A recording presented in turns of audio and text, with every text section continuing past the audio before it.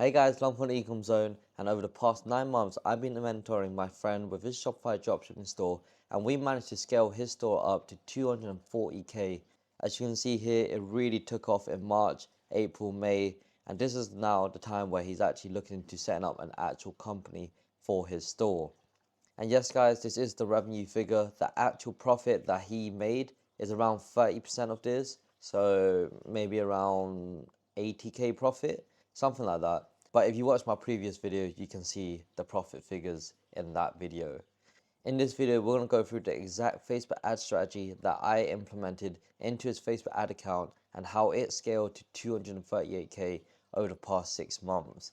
Because really at the beginning, he was only making a few Ks per month, and it didn't really take off until earlier this year. Before we continue this video, a lot of you guys aren't subscribed to my channel, so if you're dropshipping or you need help with Facebook ads, then subscribe to my channel for future content.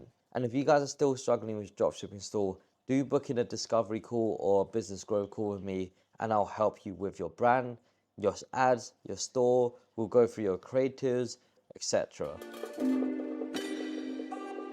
So you can see here, his ad account only has 9 campaigns, guys, and it's already scaled up to 250k. So that's the first thing. You don't need that many campaigns when you're first starting out. Also, he does run a branded niche dropshipping store. He ordered all his products into his home, and he took his own photos so that all his product images on his website is consistent and they're on brand. So his brand looks premium, luxurious, everything looks consistent. And if people find his products elsewhere, people think he's the original manufacturer or he's the one that invented these products. So that's one key point to actually making this all work. You can't just focus on Facebook ads and wish for the best. You need your website to work, choose good products, you need good video ads, you need a good creative strategy, and then of course, good offer and good ads as well. So in May, he's generated over 51k in sales, and he spent 16k on ads. So that's like a 3x ROAS there. And you do have to remember, guys, Facebook ads does not track all your sales. So his ROAS is probably even higher than this, maybe 3.4, 3.5. So how did his account go from spending nothing to spending over 16k per month? So there's 3 phases when you're running Facebook ads. You got a testing phase, then you got the scaling phase, and then you got the retargeting phase. So it was very simple, guys. We wanted to test if his ad account liked ABO campaigns or CBO campaigns. Now, if you don't know the difference, ABO is where you set the budget at ad set level, so you can control where your budget is distributed on the ad set level. Now, if you have a CBO campaign, you're distributing your budget at the campaign level, and you're giving Facebook the power to distribute where that money goes. So let's just say this CBO campaign has 5 ad sets, right? So 1, 2, 3, 4, 5. Has 5 ad sets within the CBO campaign. If you set this at $50, it's not going to equally split that $50 spend across the 5 ad sets. Now, the benefit of a CBO campaign is that you're giving Facebook the control to push spend wherever it wants it to go, right? Now, if Facebook thinks ad set 5 is bad ad set and the ads inside aren't that great compared to the others, then it's going to spend less than these other ad sets, right? Let's just say Facebook prioritized this one may get $30 in spend, this one may get 10, this one may get 5, and then 4, and then 1, right? So that's a total of $50 per day. Now, if you have an ABO campaign, so ad set budget optimization with 5 ad sets, you're not going to set the budget at a campaign level, you're setting the budget at an ad set level. So every day, this one gets 10, 10, 10, 10, 10. And so back then, I would actually use this campaign often. So we were testing both at the beginning, and we found out that his ad account liked CBO campaigns. So what did we do? We stopped testing ABO campaigns. So when you guys set up your first campaign, do test out CBO. If that doesn't work, you could test out ABO. However, it doesn't really affect your performance. If you have bad ads, it's not going to work in both ABO and CBO. So let's just say you spend $300 on a CBO campaign, it doesn't work, you should actually be reviewing the data first before just chucking in into ABO campaign and wishing for the best. Just because you switched a different campaign type, it does not improve your performance. So nowadays, I actually test CBO campaigns only. I rarely test ABO campaigns. So let's just say we have the CBO campaign here. Let me switch back to black. And we have 5 ad sets. Now, at the ad set level, we're going to call this also packs. So this is going to be avatar 1, this is going to be avatar 2, avatar 3, avatar 4, avatar 5. Now, what you want to do is actually identify different avatars for your product.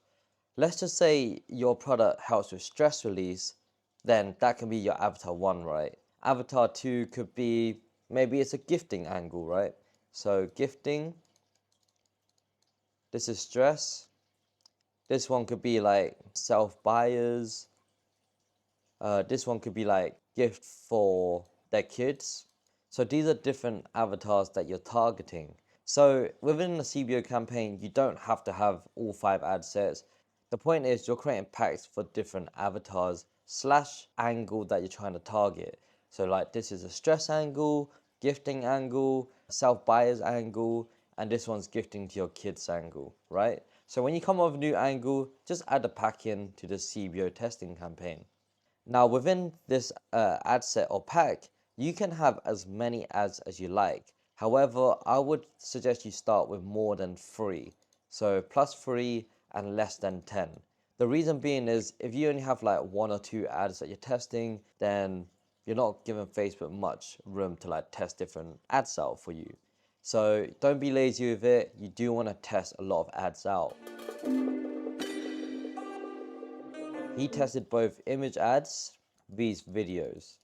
Now the problem is none of his image ads worked and the majority of his ads that were working were videos. And so what did he do? He doubled down on videos, right? So he kept on making more videos, different concepts.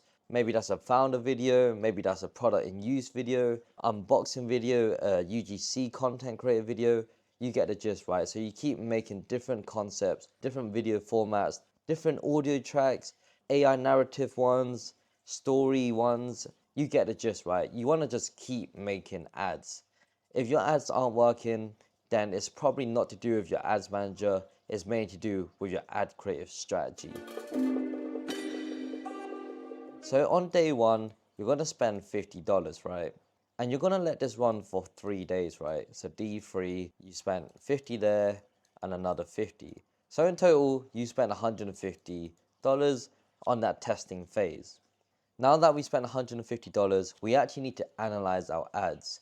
Now during the testing phase, the most important metrics is your cost per click, your CTRs, next one is CPM, but it's not that important as that's based on your industry. So if you're like advertising products within the makeup or beauty industry, expect higher CPM.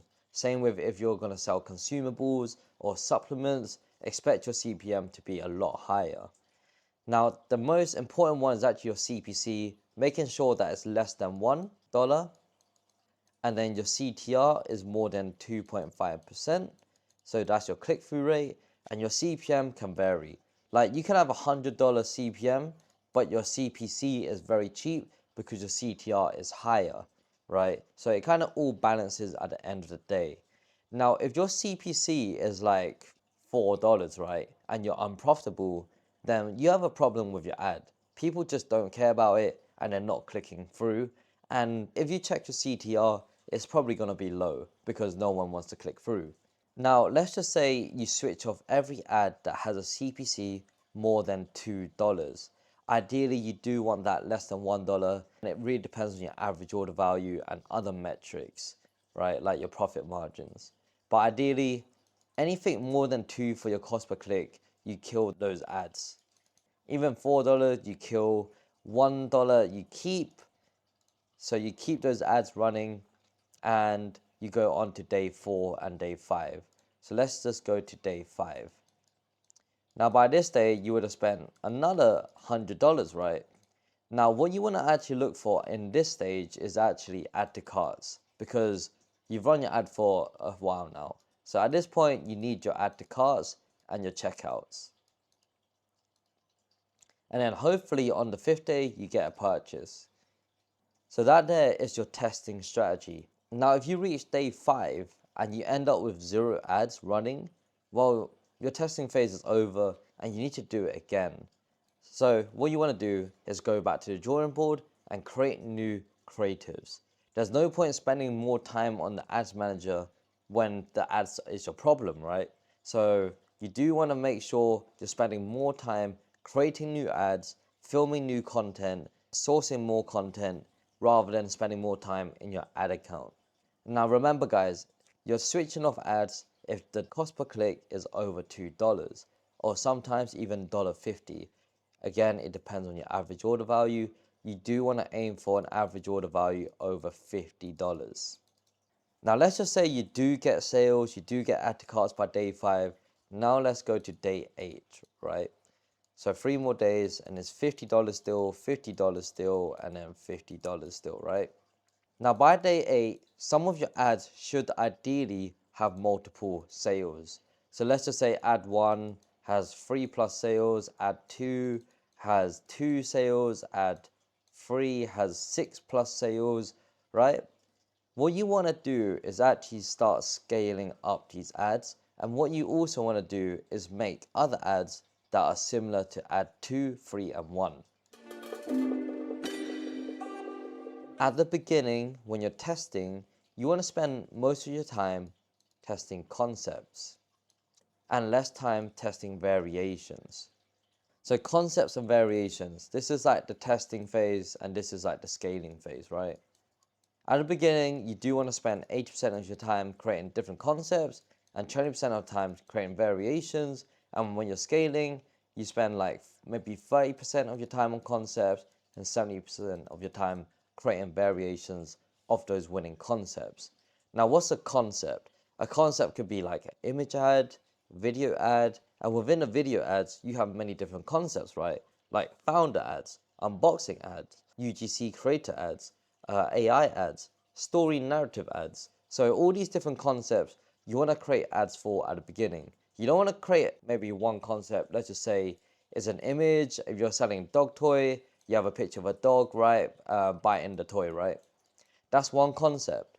Now, if you're going to spend more time variations, that could be like a different dog breed. It could be a different background. Maybe it's like a different text at the top. Those are testing variations, which is not what you want to do at the beginning. At the beginning, you want to spend more time testing different concepts. Then once you found your winning concepts, you spend more time creating variations of that concept. So going back to this, let's just say we have ad 1, 2, 3. They're different concepts, right? So concept 1, concept 2, and concept 3. So right now we have 3 winning concepts, and then you want to create multiple variations of them. Maybe it's a different video, maybe it's different audio, maybe it's a different hook, but the rest of the video is the same. Maybe it's a different avatar within the video. So those are variations that you could test when you're scaling. Now, if you can see here, my friend has 2 testing campaigns, right? This is testing, and 1 scaling campaign, which I'll mark in purple, right? This one here. So the scaling campaign, of course, has the most spend. The other one is about 190, 170. Now, the reason why he has 2 testing campaigns is because when he created new ads and he put it into this testing campaign, Facebook wasn't distributing the budget to those new ads that he was putting in. So what he did was create a new campaign, which is this one here, right? Testing 2, and you can see the ROAS is 3.49, and that's why he puts his new ads in.